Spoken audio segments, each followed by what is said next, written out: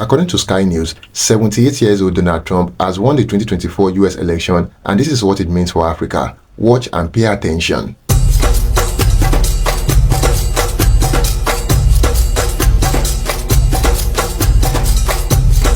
Trump, of course, was a former president, and the argument was in the United States that he had rapport with President Putin of Russia, and that could very well help in resolving the conflict in Europe between Russia and Ukraine. And you remember at one time, when Trump was the president, he also had very tough words against NATO, asking them to pick up the bills. So I am of the view, which is subject to being second-guessed, that a Trump presidency may very well be the presidency that will quicken the end of the wars. That is my own view. But easier said than done, one must be cautious in making such statements.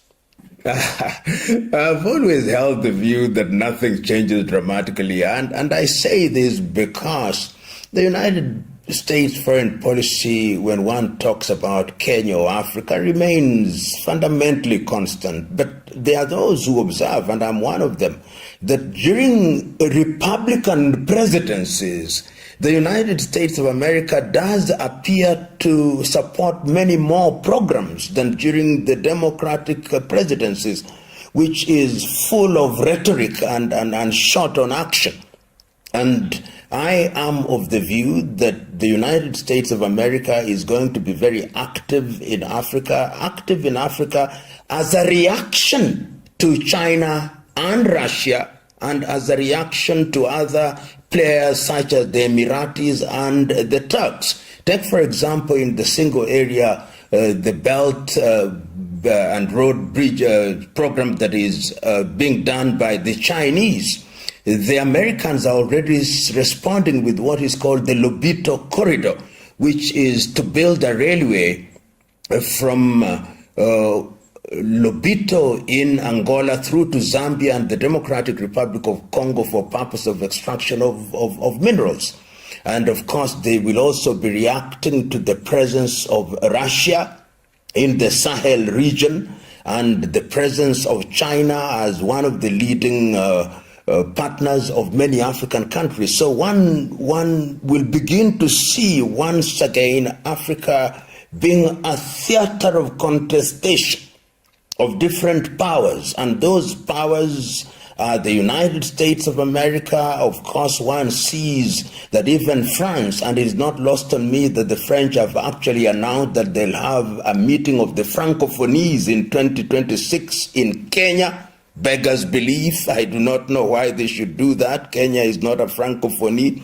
You've seen the British also through the Commonwealth becoming a lot more aggressive.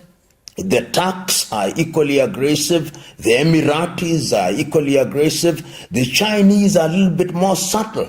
They don't make as much noise as others do, but you see them in different areas. So what is going to happen is that we are going to see a United States of America which thinks that is losing its grip, and therefore whoever wins, it is going to be a time for activity in the continent of Africa. The United States of America is a country that cannot be ignored. It still has the strongest economy in the world. It is hegemon militarily. It is a strong nation. Economically, it is a strong nation. And the reality of the world is that the law of the jungle is still alive and well, is survival of the fittest, the dying of the least suitable, and in truth, power still springs from the barrel of the gun. So we in the continent of Africa must pay attention. You remember that the United States of America has bases in a number of African countries, and going forward, we must define, particularly in the continent of Africa, we must define how we are going to engage with the United States of America. And my considered view is that a strong Africa will be able to engage in a much more creative and symbiotic way. A weak Africa will be manipulated by the United States of America, notwithstanding who is the president of that country after the 5th day of November and of course after inauguration in the month of January 2025. Professor PLO Lumumba, known for his outspoken views on global leadership and African independence, has addressed US President Donald Trump's impact, particularly on Africa, with a mixed criticism and analysis. Here are some notable perspectives Lumumba has expressed. 1. Criticism of Trump's America First policy. Lumumba has pointed out that Trump's America First approach was an example of nationalism taken to the extreme, often disregarding global cooperation and diplomacy. He argues that this approach placed US interests above international needs, which often affected African nations' relationship with the US, particularly in areas like trade and aid. 2. Views on Trump's African policies. Lumumba has critiqued the limited focus Trump placed on Africa, often suggesting that Trump's administration paid minimal attention to the continent beyond counterterrorism and trade imbalances. He has said that Trump's stance signaled a decline in direct support for African development, as well as less involvement in collaborative partnership with African governments. 3. Response to Trump's controversial remark on Africa. When Trump reportedly used derogatory language to describe African nations, Lumumba responded by calling for African leaders and citizens to demand respect on the global stage.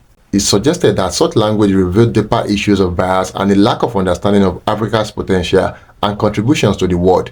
He also used this incident to emphasize the importance of African unity and self-respect, encouraging Africans to reject dependency on Western powers. 4. Reflection on Trump's populism and leadership style. Lumumba has recognized Trump's appeal as a populist leader, noting that his direct, often polarizing communication style resonates with many Americans who felt marginalized by traditional politics. He frequently drew parallels between populist figures like Trump and the need for similarly influential leaders in Africa to drive grassroots movements. However, Lumumba criticized the divisiveness in Trump's rhetoric, warning of the dangers of leaders who stoke divisions rather than unity.